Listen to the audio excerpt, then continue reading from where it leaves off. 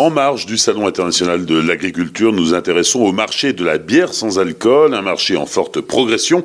J'en veux pour preuve la création cette année au concours général agricole d'une nouvelle catégorie pour faire concourir les bières sans alcool. Deux invités pour ce sujet, Eugénie Maïté, maître brasseur chez Frog, et Céline Nicora, responsable des relations institutionnelles en Alsace chez Brasserie Cronenbourg. Les industriels ont été moteurs dans la création du marché de la bière sans alcool qui remonte à la fin des années 60, début des années 70. Céline Nicora. Brasserie Cronenbourg a lancé dans les années 60 notre marque Tourtel. Rappelez-vous à l'époque le fameux slogan « Paul, une tourtelle » qui a été dans les prémices du sans-alcool.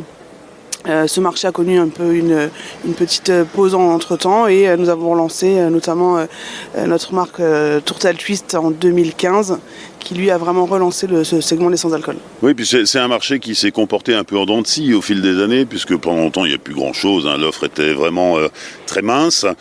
Aujourd'hui, on a une offre de plus en plus conséquente. On voit même aujourd'hui en France une dizaine de caves spécialisées dans les boissons sans alcool, alors pas qu'avec de la bière, mais aussi avec du vin, ou des apéritifs, ou même des digestifs sans alcool. Bref, le sans alcool est un marché en pleine croissance, et d'ailleurs dans l'industrie, on n'hésite pas à décliner en sans alcool tout son portefeuille de bière. Alors tout à fait, parce que dans notre gamme sans alcool 0,0, nous avons par exemple 16 blondes qui est déclinée donc en 0,0 alcool, Grimbergen blonde, mais aussi d'autres types de bières comme Grimbergen rouge intense, ou encore 16 blancs qui sont pour une déclinaison de la marque Pilier en déclinaison sans alcool.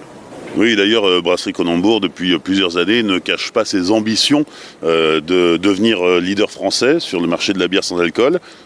C'est le cas, pas encore ? En 2023, Brasserie Cronenbourg est le leader de la bière sans alcool et capte environ 60% des volumes commercialisés de ce segment qui regroupe et les bières classiques sans alcool et les bières aromatisées sans alcool type Tourtel Twist. Les brasseries artisanales aussi se lancent sur ce marché du sans alcool, alors avec plus ou moins de succès, en tout cas pour l'instant, mais beaucoup de tests sont en cours pour que les brasseries puissent étoffer une offre alternative à ce qu'on trouve en grande distribution.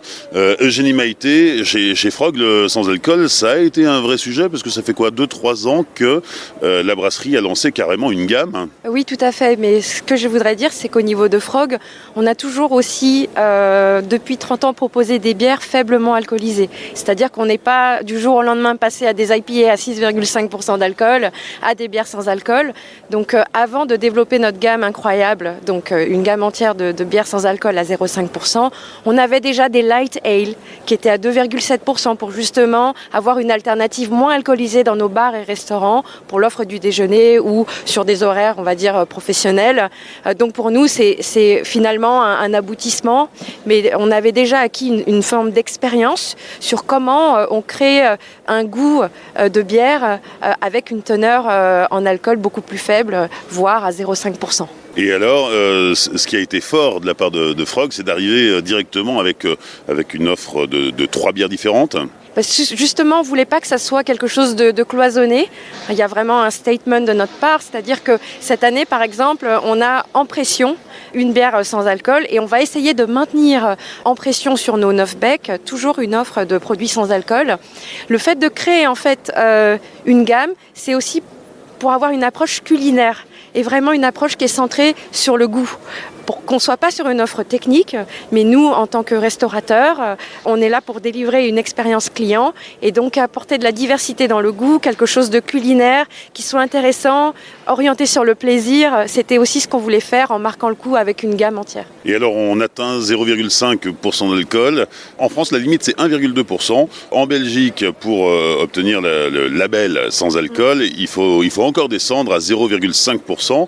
C'est ce qu'atteint Frog avec sa gamme incroyable et de façon artisanale. Oui, absolument. Donc moi, je reconnais le savoir-faire et l'expertise des groupes qui sont capables de faire du 0.0 parce que je trouve que c'est une offre qui est très différenciante. Donc nous, on est très clair sur le 0,5%, et qu'on est positionné sur ça. Effectivement, c'est lié à notre structure et notre manière de faire. C'est-à-dire que En termes de production, nous utilisons exactement les mêmes équipements que pour faire notre gamme habituelle. Et de travailler sur du 0,5, c'est toute une somme d'ajustements, de savoir-faire technique, d'utilisation de certains ingrédients et de travail sur notre process pour réussir à faire quelque chose qui soit satisfaisant en termes gustatifs, mais qui se limite à 0,5% d'alcool. Alors la gamme incroyable n'est pas encore leader sur le marché français, mais peut-être un jour, en tout cas elle y tend. Comment ça a été perçu, reçu par les clients des établissements Frog ? Très bien.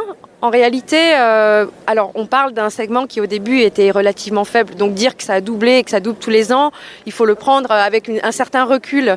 Mais il y a une vraie demande, un vrai engouement. Et puis nous, au niveau de nos menus, on a vraiment étoffé notre offre de produits sans alcool. C'est-à-dire que notre gamme incroyable s'inscrit dans notre démarche générale au niveau de notre menu de boissons pour proposer une offre premium de produits non alcoolisés. Donc beaucoup d'engouement, d'enthousiasme et à nouveau, c'était quelque chose qu'on faisait de manière ponctuelle pour le Dry January, qui maintenant va perdurer tout au long de l'année, par exemple. Et alors, on revient sur le process, tu disais les mêmes ingrédients, donc on maîtrise la fermentation pour que le taux d'alcool reste le plus bas possible. Oui, nous, on n'a pas les procédés suffisants pour enlever l'alcool qui est produit par les levures.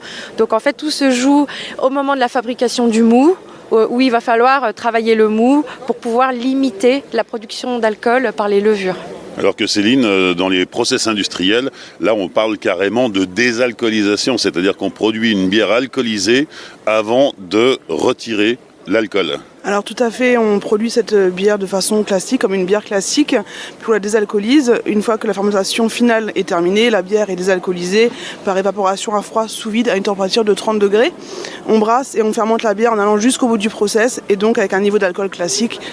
Puis on enlève tout l'alcool par évaporation. C'est un procédé qui permet d'extraire 100% des molécules d'éthanol et donc d'obtenir une bière sans alcool à 0,0. Voilà donc deux procédés pour obtenir de la bière sans alcool, un marché en pleine croissance en France. Je rappelle que cette année, pour la première fois, le concours général agricole ouvrait une nouvelle catégorie dédiée à ces bières sans alcool. Merci Eugénie Maïté de la brasserie Frog, merci Céline Nicora de brasserie Cronenbourg de nous avoir apporté votre éclairage sur ce marché de la bière sans alcool. Merci.